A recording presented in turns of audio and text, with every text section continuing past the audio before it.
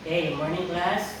Before we start for our lesson for today, just check your attendance. Okay, Danilo Bigpay, present. Danilo Gabriel Jr., present. Juan de la Cruz, present. Okay, today is all are present. Okay, please arrange your chairs properly and pick up the pieces of paper under your chair. And pass your assignment. Okay, before we start sa atong new lesson for this day, let us first recalling our previous lesson is about addition and subtraction of integers. For now, we have a new lesson about factoring the difference of two squares. Okay. We had two objectives. At the end of the class discussion, the student can identify the binomials which are the difference of two squares and factor binomials which are the difference of two squares.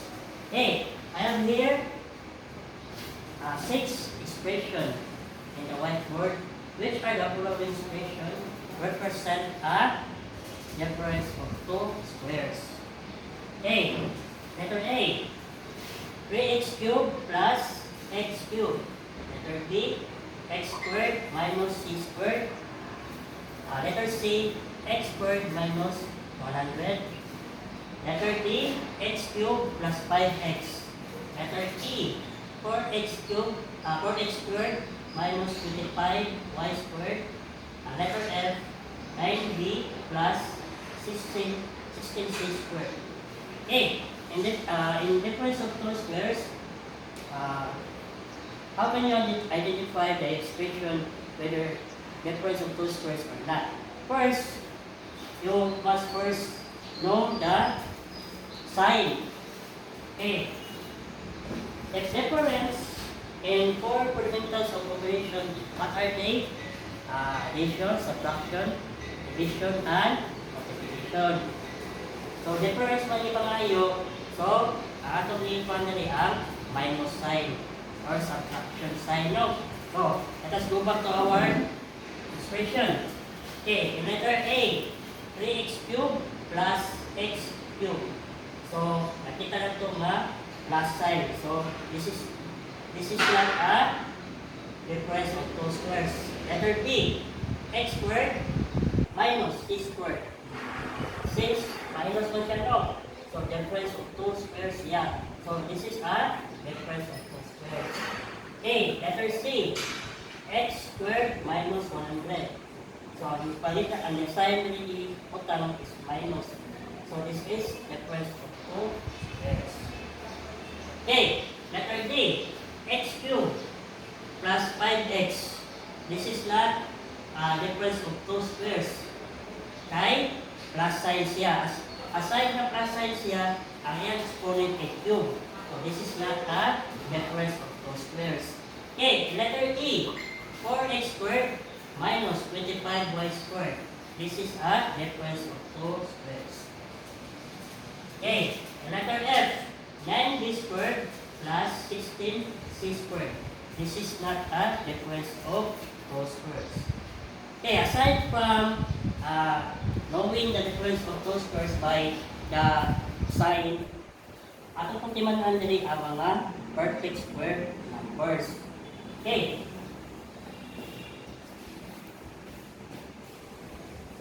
Factoring. What is factoring? The breaking down of a product into factors. Okay, perfect square numbers. The square of a number is that number times itself. Iyang A multiply ang iyang tawaginon.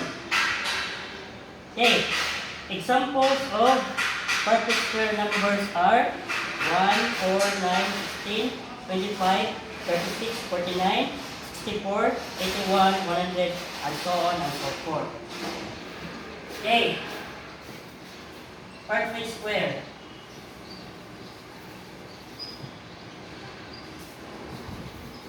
First is 1, 4, 9, 16, 25, 36,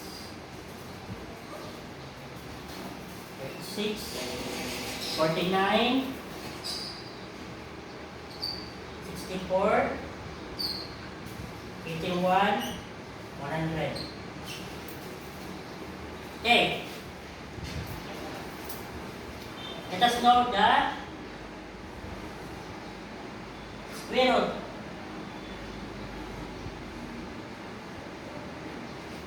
The square root of 1 is 1. The square root of 4 is 2. The square root of 9 is 3. The square root of 16 is 4. The square root of 25 is 25 is 5. The square root of 36 is 6. The square root of 49 is 7. The square root of 64 is 8. The square root of 81 is 9. The square root of 100 is 10. Okay. Perfect square numbers are infinite. Walay tatapusan ang perfect square numbers. Okay. Okay, before I have a video about the perfect square, difference of two squares. I have here two examples on how to factor difference of two squares.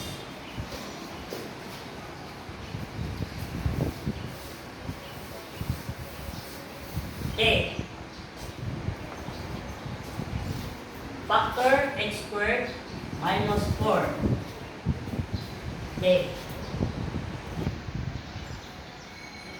The square root of x squared is x. The square root of 4 is 2. Okay, since factor mo siya, so difference of two squares mo siya, so magamit tayo duha ka grouping symbols. Okay. Since ang square root sa x squared is x, so x, another x, so difference of two squares man siya. So yung duha ka sign dito dili, minus and plus. Minus, plus. The square root of 4 is 2. 2. So this is now our factor in x squared minus 4. X squared, x minus 2 times x plus 2. Okay, let us check using the FOIL method. Okay, this is the first. X times x is equal to x squared. Okay, this is the outer. X times 2 is equal to plus 2x. Anong plus 2x mo siya kay? Plus ang yan sign rate. Okay, the inner, negative 2 times x is equal to negative 2x. Okay, the last term, negative 2 times positive 2 is equal to negative 4. Eliminate the positive 2x and negative 2x. So, we come up a x squared minus 4, which is same sa atong first na example. Okay, another example. Factor y squared minus 36. Okay, the square root of y squared is equal to y. The square root of 36 is 6. Okay, using the factor y, pwede na i-interchange din mo ang sign dire. Dire, gamit ang minus o plus. Pwede po na itong a plus the square root of 36 is 6. Y minus 6. So this is now the factor of y squared minus 36. Okay, let us check kung ma-come up ba sa same nga expression using the FOIL method. Okay? Y squared y minus negative 6 is equal to negative 6y. Okay. Positive 6 times y. is equal to plus 6y. Last term, positive 6 times negative 6 is equal to negative 36. Eliminate the negative 6y and positive 6y. So, we had y squared minus 36. So, nakatama up ta same na expression sa first na second na factor. Okay, let us go back to our sixth expression here. So, manita ta dali atong ibalik ang mga difference of two squares. Kani, x squared minus c squared. So, ato na siya i-factor. Okay. The square root of x squared is x. Since difference of two squares mo ta, so ato timan-an, magamit na tag minus o plus na sign. Okay? Minus. The square root of c squared is z, diba? Okay, naman kay negative dire, atong i-opposite niya ang plus. Okay, again, using the dual method. X minus x is equal to x squared. Negative z x times plus x times positive z is equal to positive xz. Negative z times x is equal to negative xz. Ngayon, negative z times positive z is equal to negative c squared. Okay, eliminate. So, mabili na lang x squared minus c squared. Okay, same na siya, diba? Okay, another example. X squared minus 100. What is the square root of 100? Diba? Ibutan niya, 10. 10 siya. Okay. The square root of x squared is x. So, palitan na minus ang plus na ito nalito. The square root of 100 is 10. Okay, x plus 10. Using the field method, x squared plus 10x negative 10x minus 100. Cancel. So, we come up x squared minus 100. Same siya, di ba? Okay. Ako i-present today na video to know you more about the difference of two words. Factoring using difference of squares. How do we do that? Okay, let me show you something that's actually pretty cool. If we were to take the square root of x squared, we would see that it's x. And if we were to take the square root of 9, we would know that it's 3. So those two terms are perfect squares, right? And then that minus sign means difference, so it's the difference of two squares. Oh, so that's where it comes from. I'm taking the difference of two squares, and once I know that this is a perfect square, and that's a perfect square, and there's a minus sign, I just write it like this. X plus 3 and x minus 3.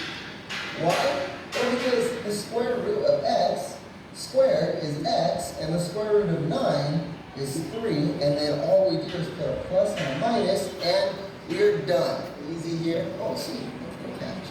All right, we have two perfect squares, and I'm not talking about squares that look like this, and I'm not talking about squares like what they used to call manual in elementary school. I'm talking about a square when you take the square root of something. Always look to see if you have two perfect squares, and the key thing aside from that is the minus sign right there. Once we have that, we know that it's a difference of two squares. So we can go ahead and say that we would have two binomials. One would have a plus, and one would have a minus, and then all we take the square root of each term.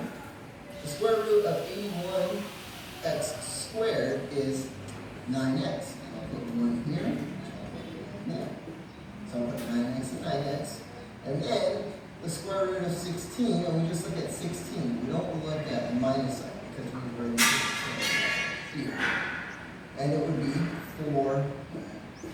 One thing that I had mentioned when factoring in the video of factoring was that we always want to remember to take out. Okay, based on the video, so we had same process. Tapos ay ihapon na pare-parehatan, tapos ay nga proseso. Okay, before I give you a word,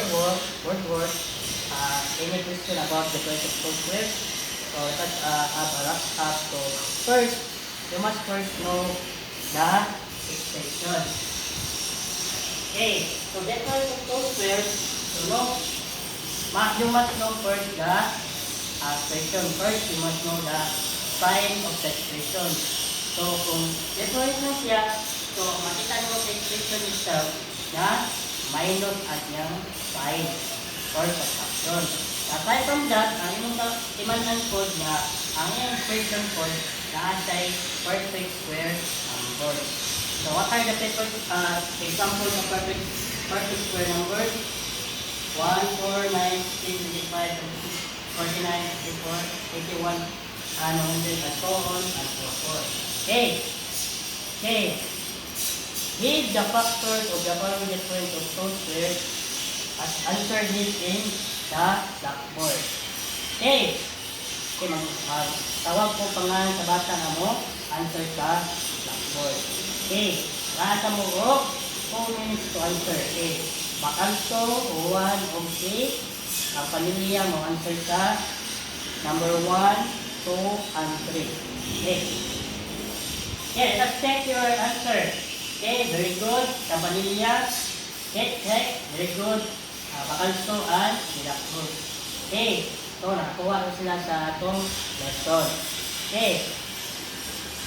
Let's proceed. Okay, in a 1/2 set of paper,